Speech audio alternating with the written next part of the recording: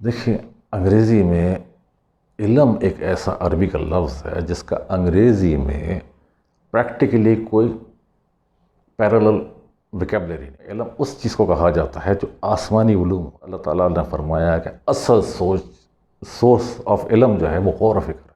غور و فکر کرنے کے مختلف بندوں کے مختلف طریقے ہوتے ہیں۔ علامہ اقبال جب غور و فکر کرتے تھے تو رات کے ٹائم میں اٹھتے تھے، 2 رکعت تہجد کی نماز پڑھتے۔ جب آپ سوچیں گے تو اللہ تعالیٰ 1 دفعہ نہیں، 2 دفعہ نہیں، 1 مہینہ نہیں، آپ کو بالآخر اس کا جواب دے گا۔ پھر آئندہ موقع ملے تو میں آپ کو بتاؤں گا کہ وہ جنت اصل میں کیا ہے۔ ایک وہ ہے جو مولوی بتاتا ہے۔ مولوی آپ کو جنت ایسے بتایا جیسے بحریہ ٹاؤن کا کوئی ٹاؤن شپ ہے جس کے اندر مختلف پلاٹ بنے ہوئے ہیں۔ جنت ایسا نہیں ہے۔ وہ ہوگا سب سے ایک برننگ کوسچن ہے کہ پیرامڈس کیوں بنے؟ ہم نے ابلیس کی شکل یہ بنائی ہوئی ہے کہ 2 سینگ ہیں، ایک نیزے کے انی والا دم ہے، لال رنگ کا ہے۔ وہ شکل یہ ہم نے ابلیس کی بنائی ہوئی ہے۔ کیوں؟ والٹ ڈزنی نے یہی کارٹون میں جو ہے ابلیس کی شکل بنائی ہوئی ہے۔ السلام علیکم، سی ایف کے ڈسکوری میں خوش آمدید۔ آج ہمارے ساتھ موجود ہیں عدنان صاحب۔ یہ ہمیں بتائیں گے کہ نالج کیا ہے، اور ان کے یہ میرے کولیگ بھی ہیں اور ان کو چیزوں کے بارے میں دیکھنے کا ایک علیحدہ انداز ہے ان کا۔ آج ہم ان سے بات کرتے ہیں۔ جی عدنان صاحب۔ اعوذ باللہ من الشیطان الرجیم، بسم اللہ الرحمن الرحیم۔ السلام علیکم۔ اللہم انا اسألک علما نافعا عملا صالحا سعیا مشکورا۔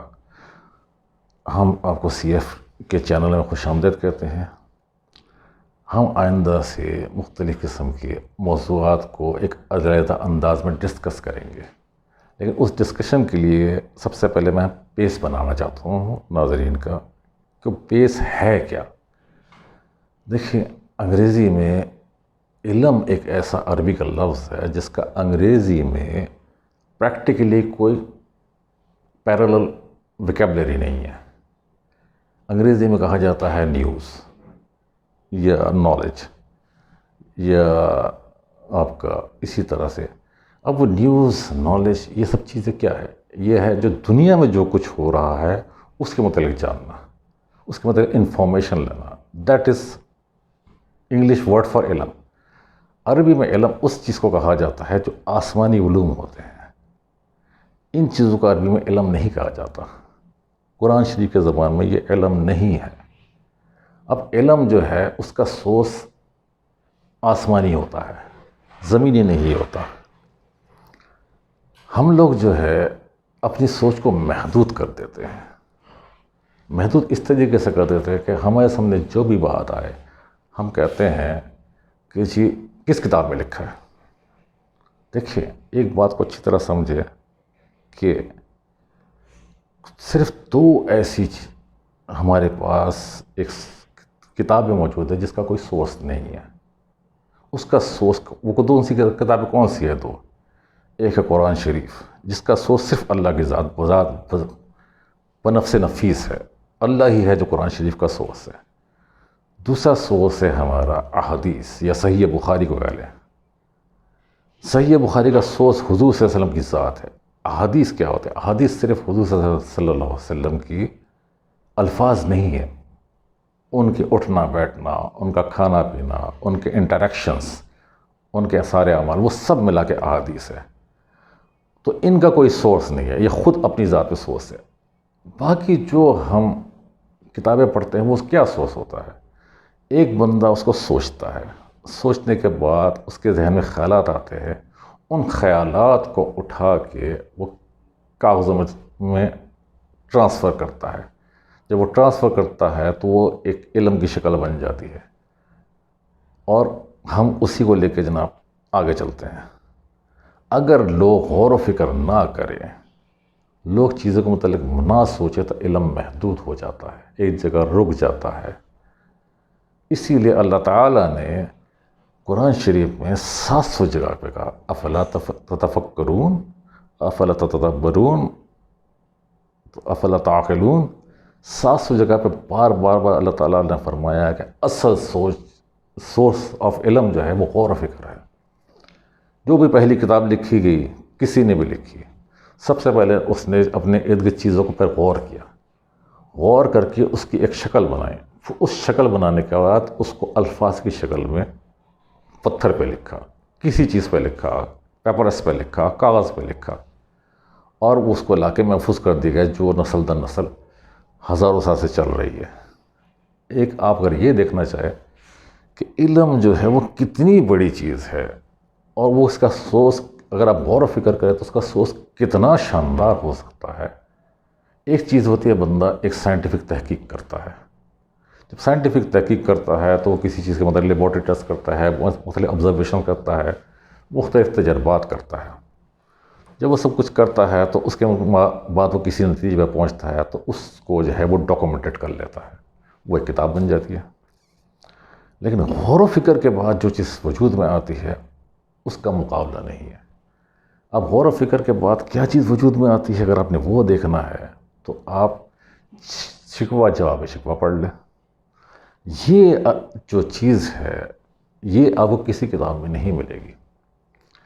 آپ احیاء العلوم پڑھ لیں، آپ کیمیاء سعادت پڑھ لیں، تو آپ کو عملاً وہ کہاں سے وہ علم آیا ہے وہ کسی کتاب میں نہیں آیا، وہ غور و فکر کا علم ہے۔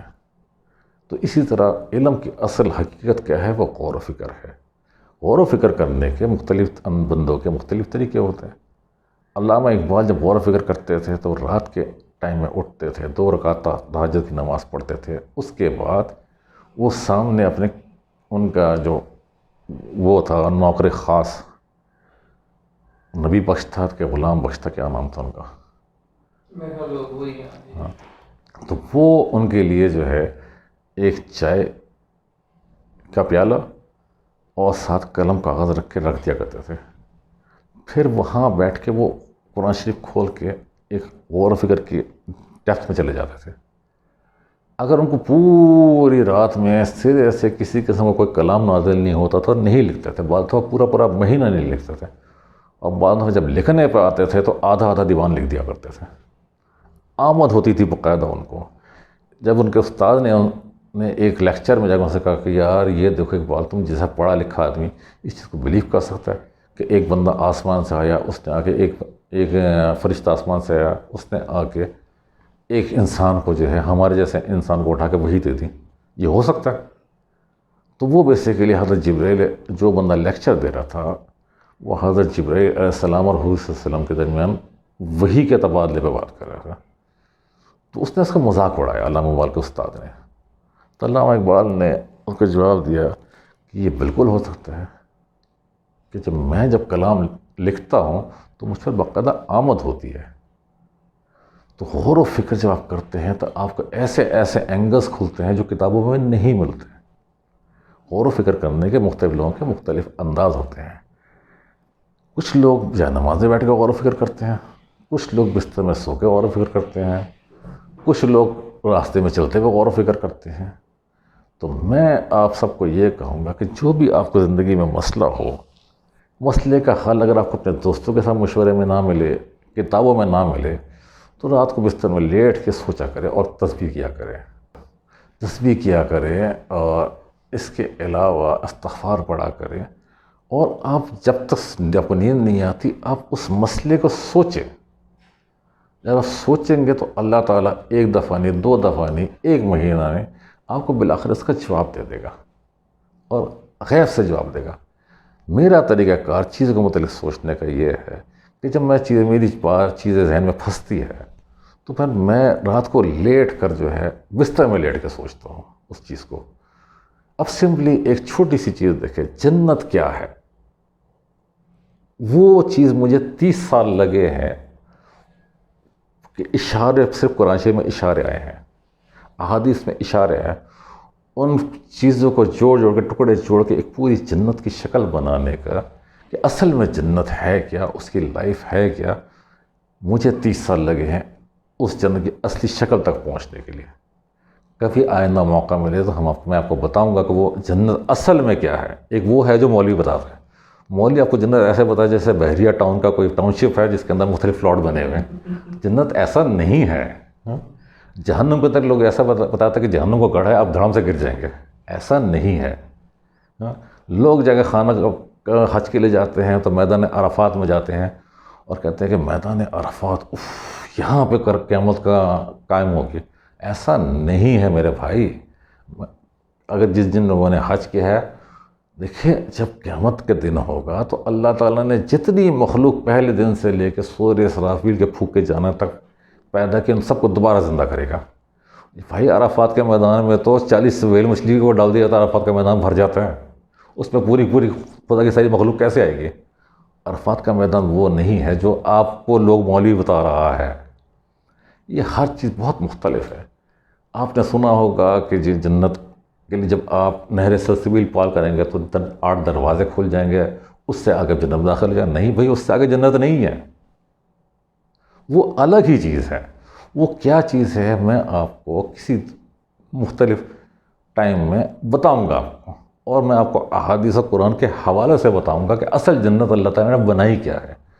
تو آج کا ہم اس ویڈیو میں بیسیکلی وہ بیس بنانا چاہ رہے ہیں، جس بیس کی بنیاد پر ہم آگے آپ کو لے کے چلیں گے انشاءاللہ۔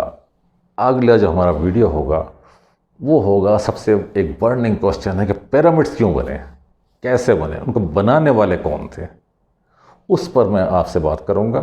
وہ اس کے لیے انشاءاللہ جب بھی موقع ملے گا، اب یہ ایک سیریز شروع ہو جائے گی، آپ کو لگاتار آہستہ آہستہ آپ کو مختلف موضوعات پر ہم بات کریں گے، آپ سے انٹریکشن کریں گے، آپ سے کمنٹ لیں گے۔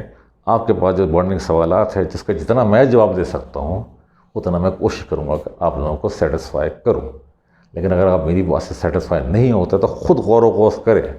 ہمارا سب سے بڑا المیہ جو ہے 21ویں صدی کے انسانوں کا، کہ وہ غور نہیں کرتے، جو کہا جائے سن لیتے ہیں، اور اسی لیے یہ دنیا میں فساد مچا ہوا ہے۔ صرف مسلمانوں کا المیہ نہیں ہے، یہ پوری دنیا کا المیہ ہے کہ وہ جو میڈیا میں کہہ دیا گیا وہ سن لیا۔ ہم نے ابلیس کی شکل یہ بنائی ہوئی ہے کہ 2 سینگ ہیں، ایک نیزے کے انی والا دم ہے، لال رنگ کا ہے۔ وہ شکل یہ ہم نے ابلیس کی بنائی ہوئی ہے۔ کیوں؟ والٹ ڈزنی نے ہی کارٹون میں جو ہے ابلیس کی شکل بنائی ہوئی ہے۔ حالانکہ ابلیس کو اگر آپ نے دیکھنا چاہتے ابلیس ہے کیسا، تو اگر آپ نے کسی نے English film Lord of the Rings دیکھی ہے، اس میں جو گینڈالف ہے، لمبی سی داڑھی کے ساتھ، سفید سے چوغے کے ساتھ، بڑے سے اثاثے کے ساتھ، بڑا نورانی چہرہ، ابلیس کی اصل شکل یہ ہے۔ لیکن ہم مانیں گے نہیں، کیونکہ ہمیں والٹ ڈزنی نے اور کارٹونوں نے بٹھا کے ایک شکل بنا دی ہے کہ یہ ہے ابلیس۔ وہ ابلیس ایسا بالکل بھی نہیں ہے۔ ابلیس کی حقیقت کیا ہے، آخرت وہ آدم علیہ السلام اور ابلیس کا جھگڑا کیا تھا، وہ سب کیا ہوا، جنت میں کیا ہوا تھا، جنت میں آدم علیہ السلام کیوں گئے تھے، وہاں سے نکالے کیوں گئے، یہ بہت سارے ٹاپکس ہیں۔ زندگی رہی تو انشاءاللہ ان سارے ٹاپکس کو ایک ایک کر کے کور کریں گے۔ آج کے لیے اتنا ہی، وآخر دعوانا الحمدللہ رب العالمین۔